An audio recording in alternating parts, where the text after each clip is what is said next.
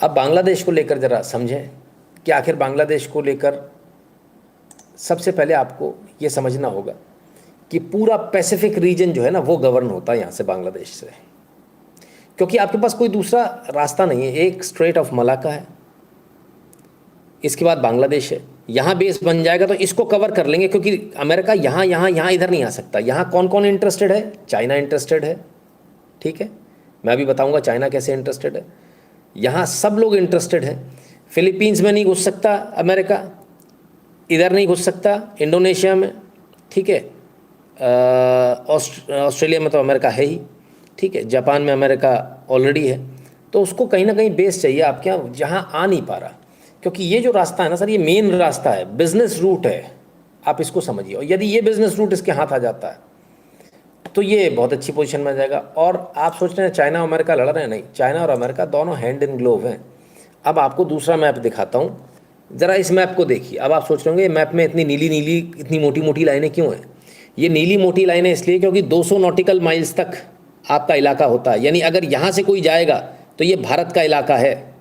भारत उसका जहाज़ डुबो भी सकता है, सीज भी कर सकता है, उससे टैक्स भी ले सकता है, सब कर सकता है।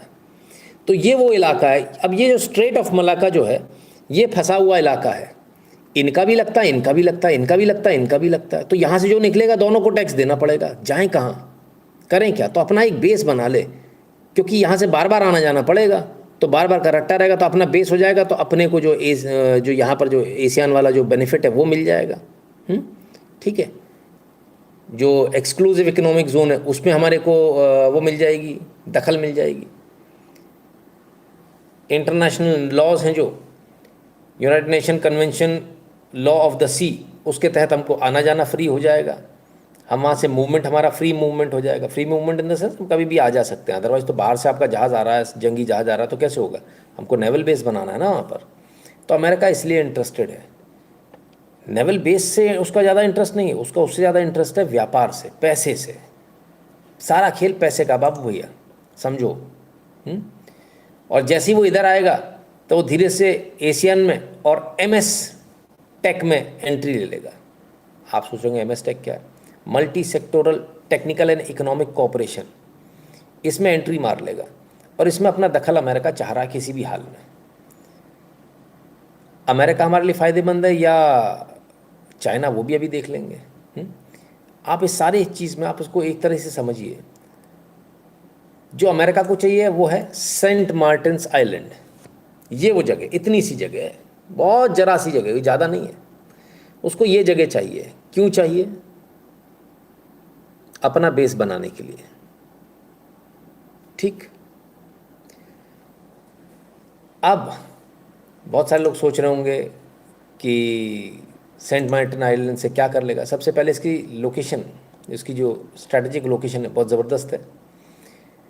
इकोनॉमिक पोटेंशियल बहुत ज़बरदस्त है इसका, क्योंकि वहाँ से सारा आप आवाजाही अपनी कर लोगे। इन्वायरमेंटल सिग्निफिकेंस बहुत है, कोरल रीफ वगैरह तमाम सारी चीज़ें हैं। और उसके बाद में सिक्योरिटी, अगर सामरिक दृष्टि से देखें तो उसकी बेनिफिट हो जाती है। US किसी भी प्रकार से यहाँ आना चाहता ताकि यहाँ से वो तमाम सारी चीज़ों को कंट्रोल कर सके, वो यहाँ दखल नहीं दे पा रहा। अब कोई आज की बात नहीं है, US इससे पहले भी कईयों बार सेंट मार्टिन को लेकर जो है कोशिश कर चुका है, लेकिन बेचारा हर बार फेल हो जाता है। और उसका प्रयास ये है कि हम कैसे भी करके यहाँ पर peace keeping force, humanitarian add, कैसे तो घुसें, घुसता रहता है बेचारा हर बार, लेकिन सफल नहीं हो पा रहा। छोटे से आइलैंड पे इतनी हाई हत्या, सरकार बदल दी क्योंकि दखल चाहिए। बहुत सारे लोग सोचेंगे कि दखल क्यों चाहिए। बहुत सारे लोगों ने सोचा कि भाई शायद चीन का दखल है। पहले ज़रा समझ लें, ये बांग्लादेश है, ठीक है। बांग्लादेश घूमता घूमता घूमता यहाँ आता, यहाँ सेंट मार्टिन आइलैंड आपको मिलेगा, इधर या इधर, है ना, एकदम साउथ में। ठीक, मैं आपको थोड़ा छोटा कर दूँ तो आपको समझा सकूँ। अब जिस स्ट्रेट ऑफ मलाका की हम बात कर रहे हैं वो ये रहा। यहाँ चाइना बैठ चुका, भारत का पूरा दखल है। चीन चाहता है मैं भी यहाँ पर इस इलाके में कैसे आए, क्योंकि बीच में थाईलैंड है, म्यांमार है, वियतनाम है, जिसने घुस भर दिया था अमेरिका में, मलेशिया, सिंगापुर है। यहाँ से आप जाओगे, इसके अलावा कोई रास्ता नहीं, आपको यहाँ दोनों को टैक्स देना है, फ्री रन नहीं है। इसके बाद अगर आपको यहाँ इस तरफ जाना तो फिलीपींस बैठा हुआ है, इसको देना है। कुल मिलाकर जो है, अगर हम यहाँ आ जाएंगे तो हम इस क्लब का, ये जो क्लब है ना, इस क्लब के मेंबर हो जाएंगे, तो क्लब के मेंबर होने पे किफ़ायती दरें लागू हो जाएंगी हमारी। भाई माल तो चाइना से ही जा रहा ना अमेरिका सारा, समझो आप बात को। चीन से तो अमेरिका जा रहा है सारा माल, और चीन से यूरोप जा रहा है। अमेरिकन कंपनियां चीन में बैठी हुई हैं। अब समझिए, 2-3 तरह से ये चालाकी चल रही है। ये चाहते हैं हमको बांग्लादेश मिल जाए, हमको थोड़ा सा हिस्सा बांग्लादेश का मिल, जैसे ही मिलेगा ये इसके बाद यहाँ घुसेंगे मिज़ोरम और ये आपके पूरा नॉर्थ ईस्ट में। ये हो ही नहीं सकता कि रुकें, ये संभव ही नहीं है। 10-20 साल के अंदर ये खाने का इसको प्रयास करेंगे, और ये प्रयास करेंगे कि चीन को यहाँ से भी एक जो है सीधा रास्ता एग्जिट का मिल जाए। चीन अभी रास्ता कहाँ से ढूंढ रहा है? देखो चीन फंसा है कहाँ, थोड़ा और छोटा कर दूँ। चीन फंसा है यहाँ, माल तो खूब बना ले रहा है लेकिन भेजना यहाँ से। दूसरा रास्ता उसने कहाँ ढूंढा? दूसरा रास्ता उसने यहाँ से ढूंढा था, CPEC, China Pakistan economic corridor. वो सीधा यहाँ ला रहा था, है ना, और इधर लाकर यहाँ से पूरा माल निकाल देगा, उसे ईरान की भी ज़रूरत नहीं है। ठीक, तो सारा जो झगड़ा है वो रास्ते का झगड़ा है। रास्ता कैसे मुझे मिल जाए और मैं कैसे इकोनॉमिकली अपने आप को स्ट्रॉन्ग कर लूँ इस रास्ते से। What about oil and gas resources, उसी पर आ रहा हूँ नवीन जी। ठीक है, अब आगे चलते हैं। अब आते हैं मेन मुद्दे की बात, और मेन मुद्दे की बात जो है वो शुरू होती है जो नवीन जी ने कहा, ऑयल एंड नेचुरल गैस। हाँ, गैस का ही तो सबसे बड़ा लफड़ा है, समझिएगा जरा। अब आपको इस चीज़ को समझना पड़ेगा कि जो डेल्टा एरिया है पूरा, रंग से समझ में आ रहा होगा, ये गहरा समुद्र है, ये गहरा समुद्र है, ये थोड़ा कम गहरा है, ये थोड़ा और कम गहरा, और ये शैलो वाटर है। ये जो दिख रहा है ना आपको, ये शैलो वाटर है, शैलो सी है ये। शैलो सी के अंदर आप काम कर सकते हो, और क्या क्या काम कर सकते हो, आओ गूगल पे दिखाऊं। केजी बेसिन तो पता ही होगा, केजी बेसिन है कहाँ, कुछ पता है क्या? केजी बेसिन है आंध्र प्रदेश में, और आंध्र प्रदेश में इस जगह पर, ठीक है, शैलो वाटर्स में। यानी कि वापस आ जाए, ये रहा आपका आंध्र प्रदेश, इधर केजी बेसिन है आपका। ये पूरा बेसिन वाले इलाके हैं ये, है ना, ठीक है ना। तो आपके पास तो इतना सा है, तब आपके पास में इतना सारा गैस निकल रही है, जिसको पीछे हंगामा है, रिलायंस को मिला, ये याद होगा आप सबको। अब बांग्लादेश से जो पूरा इलाका लगा हुआ, ये बेसिन एरिया देखिए कितना ज़बरदस्त है, कोरल रीफ ये सब तो है ही, लेकिन इसके अलावा गैस और पेट्रोल, दो चीज़ें यहाँ बहुत बड़ी मात्रा में हैं, होंगी नहीं, अंदाज़ा नहीं लगा रहे, है, जिम्मेदारी के साथ बोल रहे हैं। अब आप सोचोगे कैसे है, हाँ बात भी सही है, क्या अपन इसको ढूंढे कैसे ही कैसे है। तो सिर्फ बांग्लादेश नहीं है, बांग्लादेश के बगल से और भी तो देश हैं, चलिए उनको भी देखें और समझने का प्रयास करें। ये बांग्लादेश यहाँ तक आया, इसके बाद म्यांमार आ गया, ठीक है, बर्मा। म्यांमार में क्या हुआ? म्यांमार में अभी आपने देखा दुनिया भर का तख्ता पलट, फलान ढिकान, सब कुछ चल रहा है। चीन का बड़ा दखल है, लेकिन चीन का दखल वहाँ क्यों है, कभी इस बारे में सोचा आपने? आइए समझने का प्रयास करते हैं। ये ऑयल पाइपलाइन है साहब म्यांमार से, ये यहाँ से चलती है, ये है बेसिन पे समुद्र में, और समुद्र से चलकर क्वाकुफ्यू से चलकर ये चलती है पाइपलाइन, सीधे जाके कुनमिंग में पहुँचती है, और ये बगल में चाइना है। इस पाइपलाइन को भी यहाँ जोड़ा जाएगा, सीधे चाइना निकल जाएगी, चाइना इनसे सीधा माल खरीदेगा, सीधा ऑयल कहाँ से जा रहा है? ये रहा बांग्लादेश का सदर्न पोर्ट, ठीक है, बांग्लादेश के बगल से म्यांमार से कहाँ जा रहा है? चीन जा रहा है। तो चीन को भी चाहिए भाई, एनर्जी तो सबको चाहिए ना, एनर्जी ख़त्म हो रही है, गैस चाहिए, ऑयल चाहिए, तो ऑयल की पाइपलाइन तो जा रही है, फिर फिर होता है, एक खबर आती है, टेंडर फ्लोट किए जाते हैं, ज़रा समझिएगा। The natural resources of Bay of Bengal are yet to be extracted. There is a large market for fossil fuel in the region that includes Bangladesh and India. Bangladesh alone needs a lot of oil and gas. It is also a relatively tranquil place compared to other war-torn region in the world. सबसे सुकून शांति का था, जहाँ कोई दिक्कत नहीं थी, सब शांति। यहाँ से आके आप जो है, आप अपना जो है एक्सप्लोरेशन कर सकते थे, हैं? फिर क्या हुआ? इसके लिए उन्होंने तमाम सारी चीज़ें भी करी, टेंडर भी फ्लोट किए। टेंडर फ्लोट किए तो मई 2024 में टेंडर फ्लोट किए गए एक्सप्लोरेशन के लिए। इसमें बिड किस किस ने करी जानते हैं? इसमें बिड करी ओएनजीसी ने, जीएनओओसी ने और एक्सॉन। ठीक है, इन 3 लोगों ने इसमें बिड में भाग लिया। बात ये हुई थी बांग्लादेश से, समझिएगा ज़रा, बात ये हुई थी बांग्लादेश से कि बांग्लादेश यानी शेख हसीना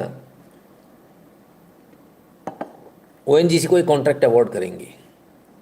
इन्होंने ओएनजीसी को नहीं किया। अब आप सोचोगे शायद एक्सॉन को कर दिया होगा, अमेरिका को खुश कर दो, वेस्ट को खुश कर दो। इन्होंने जीएनओओसी को किया अवार्ड। फिर से चलें, एक बार फिर से देखें ज़रा कुछ, क्योंकि आपको देखना समझना ज़रूरी है। अभी जो पाइपलाइन थी वो कहाँ से थी? बर्मा से, यहाँ से ये पाइपलाइन यहाँ पहुँच रही है।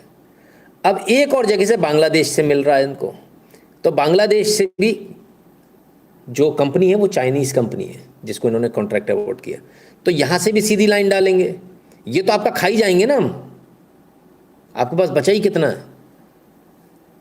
बचा ही कितना आपके पास? तो यहाँ से हम सीधी एक और पाइपलाइन ले जाएंगे। ज़्यादा होगा तो फिलहाल बर्मा म्यांमार होते हुए निकाल देंगे, बाद में तो फिर हम इसको ले लेंगे, फिर हम यहाँ आ ही जाएंगे। तो चीन भी अपनी जुगाड़ में लगा हुआ था, बोले हम यहाँ आ जाएंगे। चीन की जुगाड़ में भांजी पड़ गई साहब, अमेरिका आ गया तो चीन अपनी जुगाड़ कर रहा था। जुलाई 11 जुलाई की घटना है। China and Bangladesh pledge to fight external interference and boost economic cooperation. आए, ये तो डबल क्रॉस कर रही थी भारत को, ये तो चाइना के साथ हाथ मिला रही थी। तो खाली जीएनओसी को इन्होंने कॉन्ट्रैक्ट नहीं दिया, चीन के साथ एक्सटर्नल इंटरफेरेंस पे भी चीन के साथ हाथ मिलाया, लेकिन चीन ने इनको धोखा दे दिया। आप समझ रहे हो पॉलिटिक्स? इनको लगा भारत तो बोलेगा नहीं, भारत इतना एग्रेसिव नहीं है, तो हम चीन के साथ हाथ मिला लें। जीएनओसी को दिया ही कॉन्ट्रैक्ट इसलिए गया था ओएनजीसी को बाईपास करते हुए कि तुम इतना साथ नहीं दे पाओगे, है ना। तो शी जिनपिंग ज़्यादा साथ दे देगा, ज़्यादा बड़ा देश है, पावरफुल है, इसके मारे सब डरेंगे, अमेरिका डरेगा, तो एक्सटर्नल इंटरफेरेंस से बचेगा। लेकिन चीन भी काम नहीं आया। चीन ने कहाँ सेना भेजी? भेज देता चीन ने क्यों नहीं भेजी सेना? भारत ने भी कोई मदद नहीं करी। फंस गई कुल मिला के, गलत लोगों पे भरोसा कर गई। गुरु जी आपने बताया था कि अमेरिका ने कोंगो को गोल्ड की वजह से लूट लिया और कोंगो को बर्बाद कर दिया, तो यहाँ भी ज़मीन और लिथियम निकला है, तो इसलिए लिथियम लूटने के लिए अमेरिका मरा जा रहा है यहाँ पर।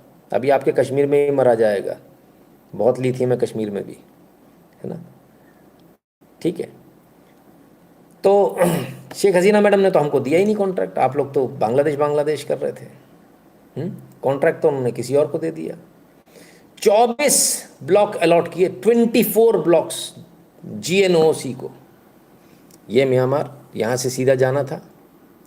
और ये रहा आपका जो बेला वेस्टा सेंट मार्टिन आइलैंड, ठीक है, ये सेंट मार्टिन आइलैंड यहाँ पर।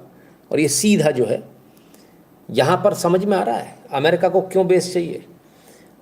उसको इसलिए तो चाहिए कि हम यहाँ पर अपना नेवल बेस बना लें, ये कर लें। उसको मेन जो चाहिए वो ऑयल और गैस के लिए चाहिए कि हमारी जुगाड़ यहाँ से हो जाएगी। देखो कहीं भी अमेरिका के एक एक व्यक्ति का खर्चा बहुत ज़्यादा। ये सेंट मार्टिन आइलैंड है, कोई ज़्यादा बड़ा नहीं है, ज़रा सा है, छोटक्का सा। अमेरिका का पर कैपिटा अगर आप एनर्जी कंजम्पशन देखेंगे तो आप बेहोश हो जाएंगे। उनके घरों में हमारी और आपकी तरह सर्दियाँ ज़्यादा पड़ती हैं, उनके घरों में हमारे आपकी तरह छोटे छोटे हीटर नहीं होते। हम लोग हीटर ब्लोअर लगाते हैं, थोड़ी सी आग लगा ली, ऐसा नहीं होता। उनका पूरे घर जो होते हैं वो सेंट्रली एयर कंडीशनड होते हैं। ठंडा भी करते हैं तो पूरा सेंट्रली एयर कंडीशन, पूरे एसी चलते हैं। गर्म भी करते हैं तो पूरा घर गर्म होता है। वो कमरे भी गर्म होते हैं 4-4 5-5 जिनमें कोई रहता ही नहीं है, सिस्टम ही है उनके। बाहर बड़ा सा एक सिस्टम लगा होता है सेंट्रली एयर कंडीशनड वाला, वो ठंडा भी करेगा गर्म भी करेगा। तो उनको पावर बहुत चाहिए, एनर्जी बहुत चाहिए। वो एनर्जी लाएं कहाँ से? तो कभी वो कुवैत में घुस जाते हैं, कभी वो इराक में घुस जाते हैं, कभी वो लीबिया में घुस जाते हैं, कभी वो वेनेजुला को फेल कर देते हैं। हर जगह गिराने वाला यही है अमेरिका। उसको हर हाल में अपने एनर्जी के जो रिक्वायरमेंट है उसको सिक्योर करना है। बांग्लादेश में एनर्जी की रिक्वायरमेंट सिक्योर होती नज़र आ रही थी। अमेरिका ने बहुत अच्छी तरह से सारे सर्वे करा लिए, और सारे सर्वे कराने के बाद में जो अमेरिका ने ये हिसाब लगाया, बोले यार यहाँ पर आ जाएंगे। अब एक चीज़ सोचिए कि अमेरिका बदमाश या चीन ले लेता तो ज़्यादा अच्छा था। चीन को दे रही थी ना जीएनओसी को दे रही थी, अमेरिका ने तख्ता पलटी करा दिया। हमारे एक लिहाज से बेटर हो गया। बोले क्यों? क्योंकि अमेरिका क्वाड का मेंबर है, चीन नहीं है ना। क्या समझे? चीन क्वाड का मेंबर थोड़ी है, अमेरिका है। तो हमारा एक साथी तो है, वो पार्टनर तो है हमारे साथ में कहीं ना कहीं। कुछ भी कर लो आप, है तो क्वाड का मेंबर, तो उसका बेनिफिट तो हमको मिलेगा ही मिलेगा। ऐसा तो नहीं कि बिल्कुल भी नहीं मिलेगा। तो चीन से तो बेटर ही था। अगर चीन आ जाता तो हमारे लिए ज़्यादा मुश्किल होती है। तो चीन से ज़्यादा बेटर रहा। और कुल मिलाकर पूरा मास्टरमाइंड जो है अमेरिका है इसके पीछे। अमेरिका ने बहुत पहले से इसको लेकर अपनी एक पटकथा लिख दी थी, और उसको उसने बहुत बखूबी एग्जीक्यूट किया। नहीं गुरुजी, अभी यहाँ पर इंडिया जैसे स्प्लिट आ गए तो हीटिंग कूलिंग दोनों करता है, हीट पंप बोलते हैं उसे। मेरे जो जितने भी परिचित के लोग हैं ना, मैंने उनके देखा, उनके बाहर पीछे की तरफ में से गोल सा बड़ा सा लगा रहता है, बड़ा पंखा रहता है उसमें बर्र करके, वो अभी तक वही उड़ाता है। और जो आप बोल रहे हो ना, क्या बोलते हैं उसको, हीट पंप, हाँ वही बोलते हैं, लेकिन वो बड़े रहते हैं, पूरे घर में एक साथ ही होता है उनके। सिंगल सिंगल नहीं, जैसे हमारे यहाँ सिंगल यूनिट होती ना, कि जरा सा एक टुकली सा कमरा कर लिया, सब सारा घर उसी में आ गया, कुत्ते बिल्ली की तरह से दुबक के सारे सो गए। ऐसा वाला हाल नहीं है ना। अपने यहाँ होता कि नहीं होता? भारतीय घरों में कैसा होता है? आज भी भारतीय घरों में ही होता है। भारतीय आज भी कंजूस हैं, और इसका फ़ायदा इन्वायरमेंट में मिलता है कि हम लोग 2-2 4-4 एसी नहीं चलाते घर में, एक ही एसी चलाते हैं, है ना। खैर, तो कुल मिलाकर पटकथा लिखी गई थी अमेरिका द्वारा। अमेरिका ने उसको बखूबी एग्जीक्यूट किया। उन्होंने जैसे ही देखा कि भारत भी थोड़े से इनके रिश्ते, थोड़े से भारत से ये चाइना की तरफ जा रही हैं, भारत से भी रिश्ते थोड़े से ऐसे हो रहे हैं, उन्होंने खटाक से कर दिया। अमेरिका ने जहाँ जहाँ पटकथा लिखी उसको एग्जीक्यूट बहुत अच्छी तरह से किया। भारत के लिए भी अमेरिका ने पटकथा लिखी थी, लेकिन एग्जीक्यूट कर नहीं पाया। अब समझिएगा क्यों नहीं कर पाया, उसका भी रीज़न है। इसलिए नहीं कर पाया क्योंकि भारत में मोबाइल वाले लोग कम हैं, गांव ज़्यादा है, और गांव का आदमी बहुत स्मार्ट है, शहर वाले से कई गुना ज़्यादा स्मार्ट है। दंगे आपके शहर में होते हैं सर, गांव में नहीं होते। कभी नहीं सुनोगे आप गांव में दंगे होते हुए। गांव की पॉलिटिक्स अलग है। लेकिन जो पटकथा वहाँ लिखी गई थी वो सब जगह ऐसा क्यों बोल रहे हैं हम? आइए, Sheikh Hasina destroyed every institution, same line है सर जो यहाँ पर अधपगला बच्चा बोलता है, सारे इंस्टीट्यूशन डिस्ट्रॉय कर दिए। अमेरिका में जाके बोला था, ये भी यही बोल रहा है, यूनुस भी यही बोल रहा है। सब कुछ सेम है, लाइन सारी सेम है, वही सेम लाइंस अधपगला बच्चा बोल चुका है। लेकिन यहाँ असर नहीं हो पाया क्योंकि देश बहुत बड़ा है। हर कोई यहाँ मोबाइल से कनेक्टेड नहीं है, मोबाइल पे भरोसा नहीं करते। बड़े बूढ़े जो हैं आज भी वो मना कर देते हैं, बोले हट फालतू की बातें, ये तो हम नहीं मानते इसको। ठीक है। तो कुल मिलाकर ये आज भी अगर आप देखेंगे भारत के अंदर ये जो आप लोग डिजिटल करेंसी बैंक में रख रहे हो, ये तमाम सारी चीज़ें कर रहे हो, किसी को पल्ले नहीं पड़ता। आज भी गांव में जाओगे, उससे बोलोगे ना इस पे आप आ जाओ, यूपीआई पे आओ, यूपीआई पे आ जाओ, वो नहीं आता बुड्ढा, और बहुत समझदार है, हमसे ज़्यादा समझदार है। आपका यूपीआई रोक देती ना सरकार, अभी पेमेंट करने जाओगे बाउंस हो जाएगा ना, उसका बाउंस नहीं होता, नगद निकालता, 500 का नोट पकड़ाता है, ले भैया पकड़। मैं कईयों गाँवों में जाता हूँ, कई तमाम सारे लोगों से मिलता हूँ, तो मैंने अक्सर देखता हूँ, और माताएं जब पैसे देती हैं, उनके जो नोट होते हैं ना, उसमें बीच में से फोल्ड नहीं होता, वो उसमें 10 घड़ियाँ लगी होती हैं, इतना मुड़ा हुआ होता है वो कि घर पे लाके उसको प्रेस करना पड़ता है, इतना मुड़ा हुआ। इतने मुड़े हुए नोट रखते हैं, उनको जैसे समझ में आता है वैसे ठूस के रख लेते हैं। ये जो परंपरा है ना, ये परंपरा भारत को जिंदा रखे है। वो नहीं मानते किसी चीज़ को, वो नहीं मानते आपके यूपीआई फूपीआई। नगद है मोड़ा तेरे पास की नहीं है? मैं कहा नहीं मेरे पास मोबाइल है। अरे नगद है तेरे पास की नहीं है, पैसा है? नहीं मेरे मोबाइल में यूपीआई। अरे बाना चले, ले तू चले जा, मुट्ठी बांध के पकड़ा दिया। इसलिए भारत में सक्सेसफुल नहीं हो पाए। अगर भारत के सारे लोग, जो हम लोग चाहते हैं कि सब लोग डिजिटल हो जाएं, सबको सब कुछ आए, सब पढ़ लिख जाएं, यदि ये हो जाता भारत में, तो आपके यहाँ बांग्लादेश से भी बुरा हाल होता। 40 सीटों पर होती बीजेपी। आप नहीं हो, सिर्फ इसलिए नहीं हो क्योंकि सब जगह नहीं पहुंच पाए। ये लड़कों तक पहुंच पाए, नए लड़कों तक, झूठ इनका मोबाइल के ज़रिए जो चलाते हैं। उन्होंने जाके बोलने का प्रयास भी किया, पर ताऊ ने तो कई जगह सुना दिया, बोले डब बक बक कर रहा है, चल कुछ भी ले आता अपना डुबूला सा, उसमें से कुछ भी सुनाने चला आता, भग यहाँ से। और जो ताऊ ने कह दिया होगा तो वही भाई साहब लठ गाड़ के। हाँ, वोट किसी देना है, जो बोल दिया बुड्ढे ने वही होगा। घर के अंदर बुड्ढे ने जो बोल दिया वही होने वाला है। चू चपड़ नहीं होती, हाँ कुट जाओगे बहुत बुरी तरह से। तब हाँ ये सब नहीं होता, घर से निकाल दिया जाएगा, सो अलग, खटिया डाल के बाहर सोना पड़ेगा। बोले मरे साले को खाना मत ही देना 7 दिन, तो 7 दिन खाना मिलेगा ही नहीं, इधर उधर मांगना पड़ेगा गांव में दूसरे से जाके, चाची तो दे दे ते दे दे। तो जो रुतबा है, जो पकड़ है अपने घर के ऊपर, वो उनकी ज़्यादा है। शहर में आपने क्या किया? शहर में आपने बुजुर्गों की पकड़ ही खत्म कर दी। तुम तो मूर्ख हो, बेवकूफ़, आउटडेटेड हो, तुमको तो मोबाइल चलाना ही नहीं आता, ये कहकर आपने उसे आउटडेटेड कर दिया। पर उसका एक्सपीरियंस, उसकी समझ आपके शहर वालों से कई ज़्यादा है। उस समझ में उसको मालूम है कि यार ये इतनी दुनिया भर की चीज़ें चल रही है। बोले हट, आप दुनिया भर की बातें करते हैं, आप कभी गांव में जाइए, मैं आपको चैलेंज करता हूँ, और जहाँ से ज़्यादा भर्ती होती वहाँ से जाइए, और वहाँ जाकर ये जो झूठ चल रहे हैं अग्निवीर के या किसी भी अन्य चीज़ के, आप उसको सच बताइए। मैंने खुद ने किया हुआ है। मैं एक ऐसे गाँव में गया जहाँ 100% फौजी हैं, हर घर से एक ना एक फौजी है ही है, और मैंने वहाँ जाकर उनको बताया अग्निवीर स्कीम ये है। इसके बाद मैंने पूछा, वो गुमराह थे, उन्होंने पहले बिल्कुल छूटते ही सुनने से ही मना कर दिया। बोले नहीं वो तो बकवास है। मैंने कहा आप सुन लो, अगर ख़राब होगा, नहीं होगा तो कोई बात नहीं, आप मत मानना, उसमें क्या दिक्कत है, मैं आया हूँ तो इतना सुन तो लो। तो बोले हाँ चलो सुनाओ, तुम्हारी सुन ले। सुनी भाई। सुनने के बाद बोले सच में ऐसा है? बोले कहाँ है? मैंने कहा सरकारी कागज़ है मेरे पास, अगर आप बोलो तो मैं खोल के दिखा दूँ, पर खुलेंगे मोबाइल पे ही, क्योंकि हम प्रिंट नहीं निकालते। नहीं ना मोबाइल नहीं। मैंने कहा जो मैं कह रहा हूँ वो सच कह रहा हूँ, इतना समझ लो आप। बोले अगर ऐसा है तो फिर सही है, कोई दिक्कत नहीं है। तो झूठ किसने पिरोया? कांग्रेस ने। उसको सच साबित, सच बताने आप क्यों नहीं पहुंच पाए? क्योंकि आप सोच रहे थे आप मोबाइल पे लगे रहेंगे। गांव वाला सुनने को तैयार नहीं, मोबाइल देखने को तैयार नहीं। आप मोबाइल पे भेज रहे हो उसको व्हाट्सएप, ये वो, आपको लगता है आप ऐसे निकाल लोगे चुनाव? भारत में नहीं। यही कारण है कि भारत में आप बच गए, 240 पे ही टिके, नहीं तो बहुत अंदर चले जाते हैं। खुशकिस्मत है कि जहाँ मोबाइल की पहुँच नहीं है, कम से कम वहाँ बच गए आप। नहीं तो जहाँ जहाँ इनकी पहुँच थी वहाँ तो उन्होंने खूब गुमराह किया, झूठ पहुँचाया। उसके बाद काम क्या किया आप समझिए। भारत में बैठ के भारत के प्रधानमंत्री जो कहते हैं मैं चाय बेचता हुआ इतना ऊपर तक आया हूँ, अच्छी बात है आए आप, लेकिन इसके बावजूद कहीं ना कहीं आपकी पकड़ कमज़ोर हो गई। आप गलत लोगों के बीच में हो बॉस। इसलिए कमज़ोर हो गई क्योंकि आप ये भूल गए कि भारत का आदमी है कैसा। वहाँ बैठ के अमेरिका में उन्होंने भारत की स्टडी करी, और छोटी मोटी नहीं सर, पूरी यूनिवर्सिटीज़ को ठेका दिया गया था, मैं नाम नहीं लूँगा, बड़ी बड़ी यूनिवर्सिटीज़ को ठेका दिया गया। वहाँ स्टूडेंट्स को ये रिसर्च वर्क दिया गया कि भारत के लोगों की मानसिकता को पहचानो।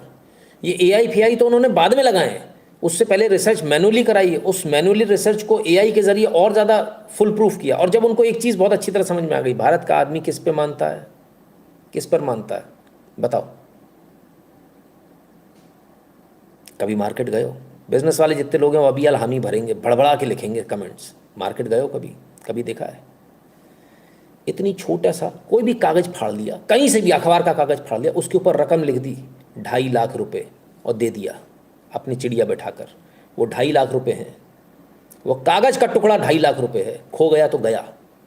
पूरा मार्केट ऐसे चलता है, आज भी कि नहीं चलता बता दीजिए। दाल बाज़ार से लेके लोहिया बाज़ार से लेके सराफा बाज़ार से लेके कोई बाज़ार चले जाओ आप, फट कागज़ फाड़ा, उस पर लिखा चिड़िया बैठाई, गया। वो 5 लाख, 10 लाख, 12 लाख, 15 लाख, 20 लाख, 25 लाख का कागज़ है। 15 दिन बाद पेमेंट होगा। 15 दिन की हुंडी है वो, आपके भारत सरकार से ज़्यादा बड़ा नोट है वो। 50-50 लाख 1-1 करोड़ रुपए वो जरा जरा से कागज पे चलते हैं। उन्होंने वहां बैठकर ये अंदाजा लगा लिया कि भारत का आदमी कागज पे मानता है। उन्होंने कागज छपवाए और बॉन्ड बंटवा दिए, लो 1 लाख रुपए का बॉन्ड। आदमी पकड़ के बैठ गया, भाई जा में तो फोटो लगो है, सब लिखो है हिंदी में, ये अंग्रेजी में नहीं हिंदी में था, जा में लिखो है, दादा जा में लिखो है, जे देखो हिंदी में लिखो है। जे जे कागज आ गया बुड्ढे के हाथ में, बुड्ढे का भी दिमाग घूम गया, बोले हाँ बात तो सही कह रहा हो, हाँ जा में लिखो है, हाँ लिखो, जे देखो 1 लाख रुपया जा लिखो है, हाँ लिखो तो है, ढल्ले मोड़ा, पूरे वोट साफ हो गए आपके एक झटके में, सटाक से। जो रियलिटी जो हुआ है वो बता रहा हूँ मैं आपको। आप अपनी आईबी से पूछिए, जो सत्ता में बैठे लोग हैं उनसे मेरा कहना है, आप कृपया कर अपनी आईबी से पूछिए, और अगर मेरी बात गलत हो तो मुझे बुला के 100 जूते मारना, लाइव में अपने ही मोबाइल अपने चैनल पे चलाऊंगा। पता करो पहले आप, ये हुआ या नहीं हुआ। उन्होंने वहां बैठ के आपको स्टडी किया, स्टडी करने के बाद आपकी धज्जियां उड़ाई हैं। उन्होंने 4 साल स्टडी किया आपको, और आप कहते रहे वो तो वहां जा रहा है, इससे मिल रहा है, उससे मिल रहा है। उसने कांड कर दिया जिसको आप पागल पागल पागल बता रहे थे अब तक। आप रोज उसके नाम का एक मीम बनाते हो, पगला है पगला है पगला, येड़ा येड़ा।